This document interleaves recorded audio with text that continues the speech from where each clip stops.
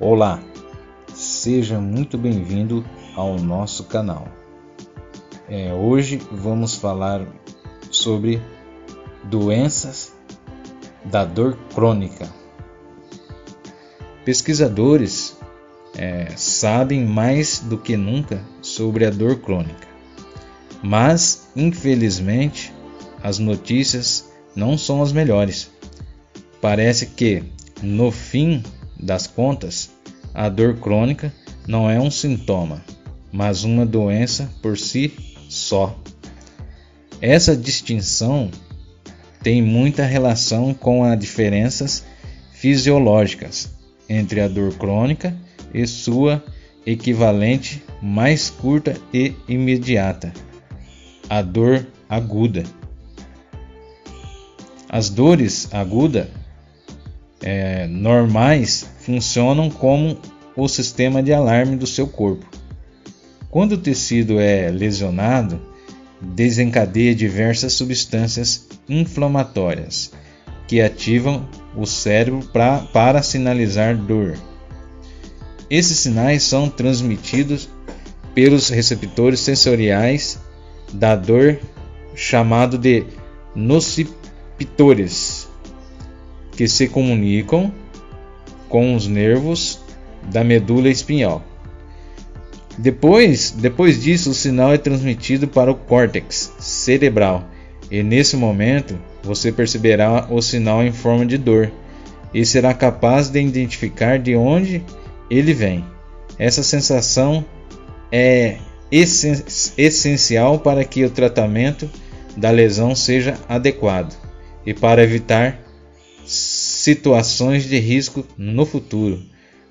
O que talvez você não perceba é que esse complexo sistema de sinalização tem uma importante contrapartida, cujo propósito é amenizar a dor, utilizando analgésicos naturais como a endorfina e a noradrenalina. Pense a sensação de dor de um simples corte ou hematoma. É muito curto em relação ao tempo necessário para que essas lesões estejam completamente curadas. E isso é ótimo.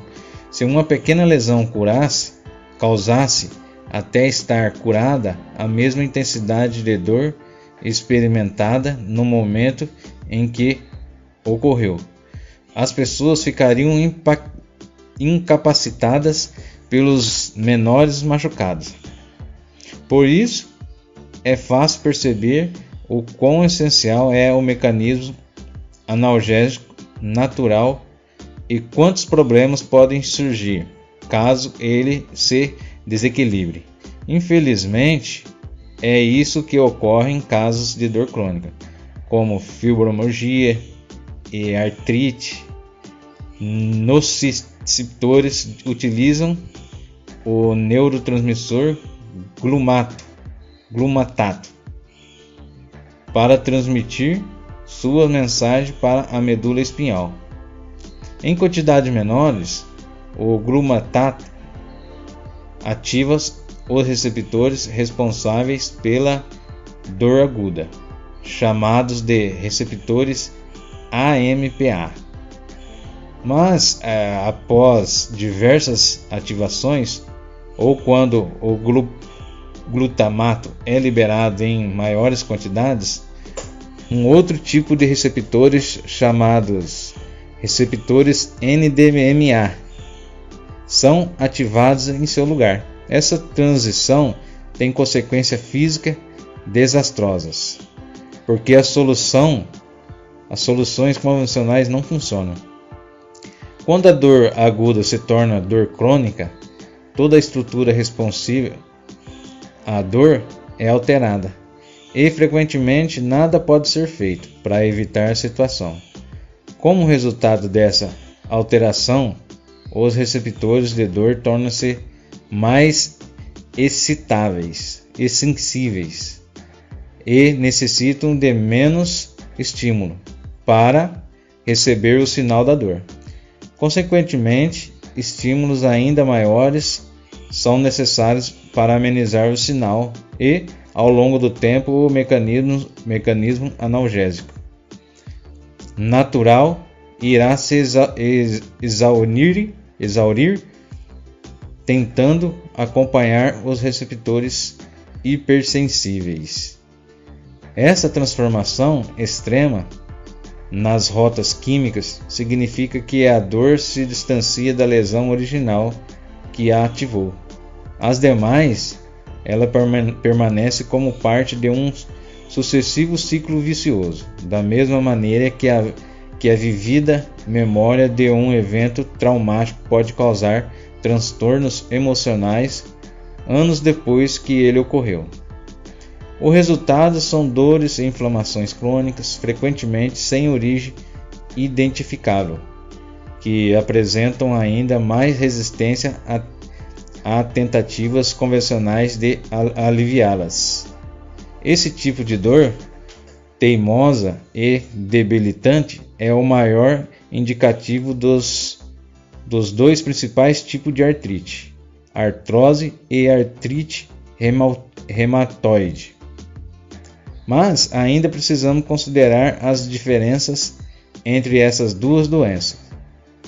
Diferentemente da artrose, que é uma doença relacionada à idade ou desgastes nas articulações devido às lesões, a AR é uma doença autoimune. Ela se manifesta quando o sistema imunológico se volta contra o corpo e começa a atacar os tecidos saudáveis. Um fenômeno que causa um estado de inflamação semipermanente nas articulações, normalmente nas menores, mais próximas das mãos, como os nós dos dedos. Ao longo do tempo, a inflamação pode destruir completamente as articulações. Às vezes, esse processo leva menos de 2 anos.